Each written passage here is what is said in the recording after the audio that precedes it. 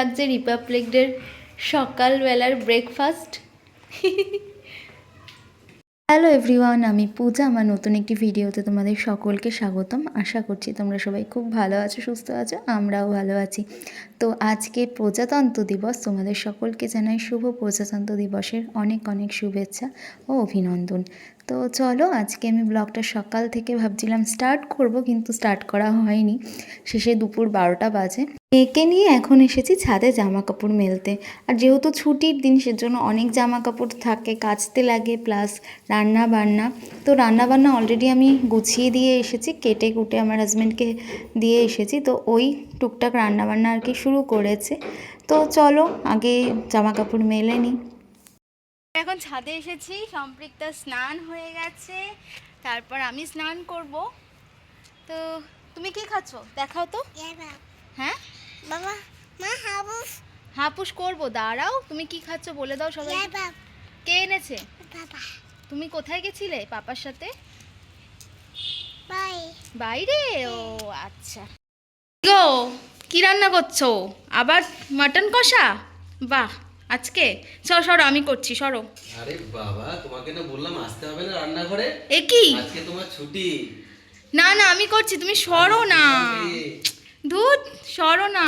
তুমি যাও, মেয়েকে নিয়ে থাকো। এ কি, আমি করবো না রান্না? তোমাকে করতে হবে না, আমি করছি। বাবা, আমার রান্নাঘরে আমাকেই ঢুকতে দিচ্ছ না। আজকে আমার রান্নাঘর থেকে ছুটি, কারণ আমার বড় আমাকে রান্না করতে দিচ্ছে না। যাই হোক, রবিবার মানেই তো ওই রান্না করে, সেটা তো যারা যারা আমার ব্লগ দেখো তারা সবাই জানো। কিন্তু আজকে স্পেশাল মাটন, তো ওই রান্না করছে, আর বাদ বাকি সব কিছুই ও রান্না করেছে। কী কী রান্না করেছে সেটা আমি তোমাদের সাথে পরে শেয়ার করছি। এখানে আমার বর মেয়ের জন্য রান্না করেছে জ্যান্ত শোল মাছের ঝোল, আর এদিকে আমি থালাতে সব সাজিয়ে নিয়েছি। ভাত নিয়েছি, লাল শাক নিয়েছি, শসা নিয়েছি, আর এদিকে মাটনের ঝোল। তো আর দেরি কিসের, চলো আমরা আগে খেয়ে নিই, খেয়ে দিয়ে আবার একটা জায়গায় বেরোবো। তো যাই হোক, খেয়ে দিয়ে রেডি হয়ে নিলাম। রেস্ট নেওয়ারও আর সুযোগ হয়ে উঠলো না। তো যাই হোক, আমরা বেরিয়ে পড়েছি, দেখতেই পাচ্ছ তোমরা। তো এখানের পরিবেশটা এতটা ভালো লাগছে, রাস্তায় যেতে যেতে দেখি কি পলাশ ফুল, এই যে লাল লাল, এত ভালো লাগছে দেখে। তো তারপরে এই রাস্তাটা দেখো কতটা সুন্দর, দুপাশে সারি সারি গাছ, মাঝখান দিয়ে রাস্তা, আর এদিকে মনে হচ্ছিল পুরো শান্তিনিকেতনে চলে এসেছি।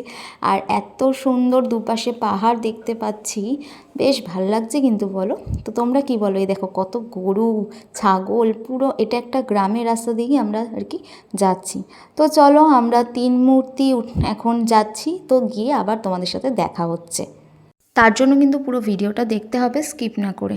এই যে দেখো চলে এসেছি পার্কে, আর ওখানে দেখো দুজন টিচার দোল খাচ্ছে আর কি। তো ওরাও বাচ্চা হয়ে গেছে, কিছু করার নেই, পার্কে আসলে সবাই বাচ্চা হয়ে যায়। আর এখানে না পিকনিক হচ্ছে। তো এই যে স্কুলের যে মেয়েগুলো দেখতে পাচ্ছ, এরা হচ্ছে পিকনিক করতে এসেছে সবাই মিলে, যেহেতু ছুটির দিন।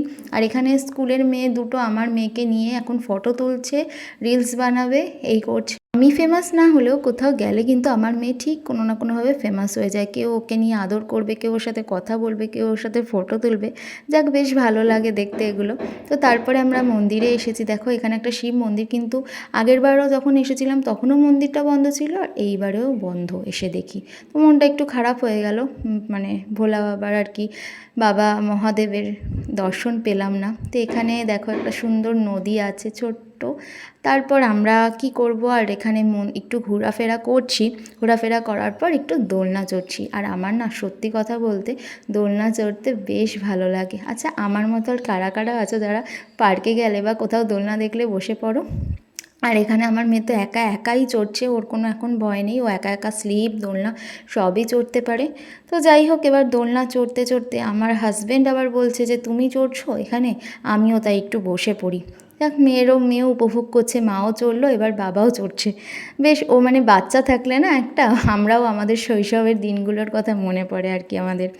তো যাই হোক, এবার তারপরে চলে আসলাম নদীর স্রোতের কাছে। তো মন্দিরের ওখান থেকে তো দেখছিলাম জায়গাটা, তো কবে ভাবছিলাম আসবো আসবো, এর আগেরবার যখন এসেছিলাম এইখানটায় আসা হয়নি। তো এত ভাল লাগছে এসে, জলের স্রোতটা এত সুন্দর ছিল। আর আমি ভাবছি যে কতক্ষণে আর কি জলটাকে আর কি কাছ থেকে ধরতে পারবো। তো পাথরগুলো আর কি খুব পিছল ছিল। তো যাই হোক, কিছু করার নেই, প্রকৃতির কাছে যখন এসেছি উপভোগ তো করতেই হবে। আর জানো তো, এত ভাল লাগছে দেখে। আচ্ছা তোমাদের কেমন লাগছে বলো তো? জানো আমি কোথাও গেলে না এই যে জল দেখলে আমি পা ভেজাবই। আমার খুব ভাল লাগে এরকম পা ভিজিয়ে ফটো তুলতে। তো যাই হোক, তারপর একটু কিছুক্ষণ থাকার পর দেখো অলরেডি সূর্যি মামা চলে গেছে তার পাহাড়ের নিচে। তো আমরা চলে যাচ্ছি এখন বাড়ির উদ্দেশ্যে রওনা হব। আসার সময় এত ভাল লাগছিল চারপাশটা, আর যাওয়ার সময় দেখো কীরকম ঘুটঘুটে অন্ধকার হয়ে যাচ্ছে। এখানে লাইটের তো কোনো ব্যবস্থা নেই, গাড়ির আলোতেই যতটা আলোকিত হয়। তো চলো আর কি, এখন বাড়ি গিয়ে আবার সেই রান্না বান্না, পোলাও রান্না করতে হবে আমাকে। পোলাওর জন্য সব কিছু রেডি করেও রেখেছি। ও ওয়াও, ও কেমন কাটলো আজকে দিনটা তোমার বলো? খুব টায়ার্ড হয়ে গেছি গো, সারাদিন ঘুরে সকাল থেকে এত রান্না বান্না করে এমন করে না। খাওয়া দাওয়া করে তারপর তো একটু রেস্ট পাইনি আজকে আমরা। তারপর আজকে- ঘুরতে গেলাম, খুব ভালো আজকে কাটলো রান্না দিনটা আজকে। বান্না তো ওই করেছে দেখলে তোমরা। এখন আমি পোলাওটা করব। তো চলো আজকে ব্লগটা আমি এখানেই শেষ করছি।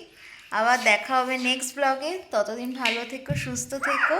আর ব্লগটা ভালো লাগলে অবশ্যই লাইক কমেন্ট শেয়ার করো, আর সাবস্ক্রাইব করে আমার পাশে থেকো। বাই।